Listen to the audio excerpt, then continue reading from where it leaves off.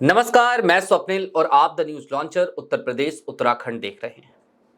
दोस्तों, उत्तर प्रदेश की एक खबर आई और उस खबर ने आज की तारीख में यह सोचने पर मजबूर कर दिया कि क्या वाकई में उत्तर प्रदेश में लॉ एंड ऑर्डर का हाल यही हो चला है कि पुलिसिया अंदाज में पुलिस जो कुछ भी कर ले। डिप्टी सीएम है और उनके एक कर्मचारी हैं और उनके कर्मचारी, उनके ऑफिस में कार्यरत कर्मचारी अपने परिवार से के साथ कहीं जा रहे हैं और उस बीच में क्राइम ब्रांच का एक अधिकारी पहले उनकी गाड़ी को टक्कर मारे। उसके बाद वो अपनी गाड़ी लेकर भाग जाए ये कहते हुए कि आगे आओ, आगे हिसाब करेंगे।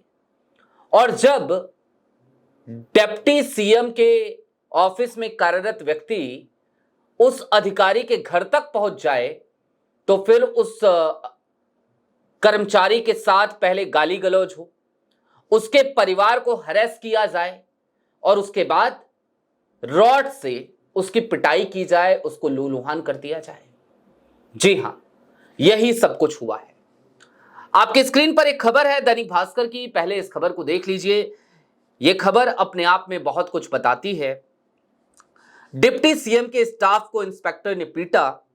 लखनऊ में क्राइम ब्रांच में तैनात है आरोपी, बेटों ने रॉड से मारा, बेटी से बदतमीजी करी। रविंद्र शुक्ला डिप्टी सीएम हैं उत्तर प्रदेश के ब्रजेश पाठक, उनके कार्यालय में कार्यरत एक कर्मचारी हैं रविंद्र शुक्ला। रविंद्र शुक्ला गोमती नगर इलाके से लौट रहे थे, अपने परिवार के साथ थे। उनकी गाड़ी थी उनके पास, स्विफ्ट। उस गाड़ी में पूरा परिवार था और वो लौट रहे थे और उसी वक्त पे पीछे से एक गाड़ी आकर के टक्कर मार देती है। जो व्यक्ति टक्कर मारता है उसके पास पहुंचते हैं अपनी गाड़ी रोककर रविंद्र शुक्ला।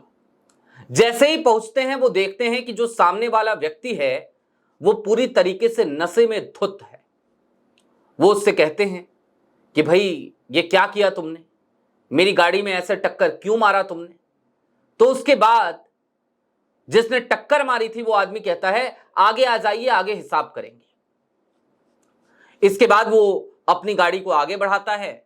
रविंद्र शुक्ला भी सोचते हैं कि चलो आगे हो सकता है, इस पे बात करें, आगे हिसाब करेंगे। ये कह रहा है इसका मतलब जो डैमेज हुआ है, जो नुकसान हुआ है, उसकी प्रतिपूर्ति ये व्यक्ति करेगा। वो ना पुलिस को कॉल करते हैं, ना किसी और चीज को कॉल करते हैं, ना अथॉरिटीज को बुलाते हैं, चुपचाप उसके पीछे पीछे अपनी गाड़ी लेकर चल देते हैं। ये गाड़ी पहुंचती है उसके बाद से सीधे उस व्यक्ति के घर पे और फिर वहां पर जैसे ही अपनी गाड़ी का दरवाजा खोलकर रविंद्र शुक्ला उतरते हैं, उनको एक अलग सा मंजर दिखाई देता है। जो व्यक्ति अभी थोड़ी देर पहले उनकी गाड़ी को टक्कर मारने के बाद यह कह रहा था कि आगे आ जाइए, आगे हिसाब करेंगे, वो व्यक्ति घर पहुंचने के साथ ही शेर बन जाता है। वो गाली गलौज पे उतारू हो जाता है और सिर्फ वो नहीं होता, उसके दोनों बेटे वो भी बाहर आ जाते हैं। और जो सामने वाला व्यक्ति होता है उसकी पहचान भी जरा जान लीजिए, वो कोई और नहीं बल्कि क्राइम ब्रांच में तैनात, लखनऊ क्राइम ब्रांच में तैनात एक इंस्पेक्टर है। उसका नाम है अनिल कुमार सिंह। तो क्यों ना कहा जाए कि उत्तर प्रदेश की बेलगाम पुलिस ने डिप्टी सीएम के स्टाफ को पीटा, राडों से पीटा और उसके बाद हालम ये कि ठाकुर इंस्पेक्टर साहब जो हैं, जो कि नशे में धुत थे और उनके बेटे भी उनके साथ थे, तो उन्होंने बेटी के साथ भी बदतमीजी करी, डिप्टी सीएम के कार्यालय में कार्यरत कर्मचारी की बेटी के साथ। हंगामा बढ़ता है तो रॉड लेकर निकलते हैं अनिल कुमार सिंह, घर के अंदर जाते हैं, रॉड लेकर आते हैं और उसके बाद रविंद्र शुक्ला के सर पर उसी रॉड से वार कर देते हैं। रविंद्र शुक्ला की हालत खराब हो जाती है, लूलुहान हो जाते हैं, खून से तरबतर हो जाते हैं। और उसके बाद वहां के जो स्थानीय लोग थे वो किस तरीके से बीच बचाव करते हैं। रविंद्र शुक्ला को लेकर के अस्पताल जाया जाता है, वहां पे उनका इलाज होता है, इलाज चल रहा है। और मजे की बात यह है कि जब रविंद्र शुक्ला ने यह तहरीर दी तो पुलिस का जो बयान आया है वो और ज्यादा चौंकाता है। पुलिस ने कहा है विधिक कार्रवाई चल रही है।